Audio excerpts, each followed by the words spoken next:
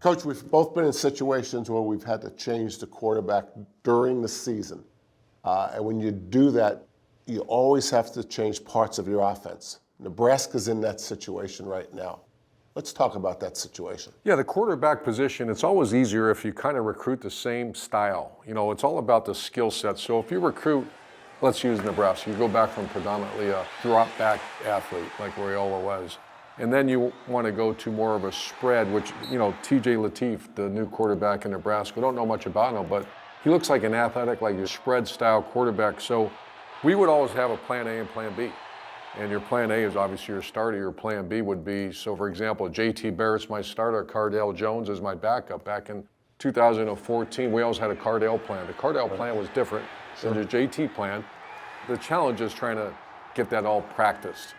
So you want to keep it somewhat finite, but reality is you have to take advantage of whatever skill set you have at quarterback. Let's take a look at TJ against UCLA. There's two things I want to hit before we watch this. Number one, you have to take the coach's responsibility is to take advantage of the player's skill set, by far number one. Right. Number two, though, is you got to get him in a groove. What's that mean? You got to get call some plays so he has a little bit of confidence. The first thing you can see is this is a much different looking, this is a plan B. Dylan Raiola is not necessarily a read option quarterback. Right. So here it is, just a read option. TJ pulls it, gets a nice positive yard. You can tell he's a pretty good athlete.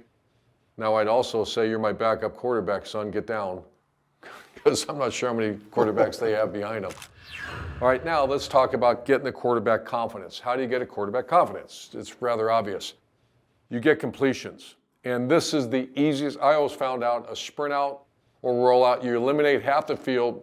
You have a progression. One, you can see the tailback in the flat, that's one. You can see the receiver running a corner route, number two.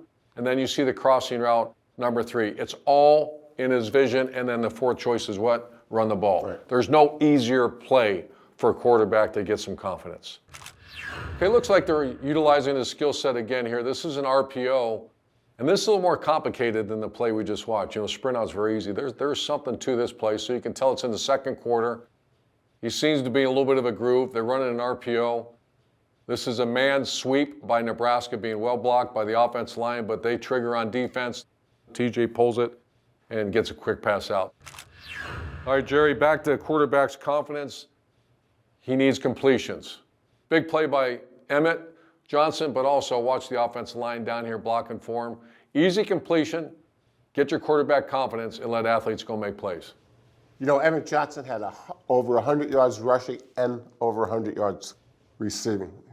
He's one of the best running backs, if not the best running back in the conference. All right, Gerry, last play that we're focusing on, new Nebraska quarterback TJ Lateef. That's Dane Key. Go all the way back. Watch the motion here.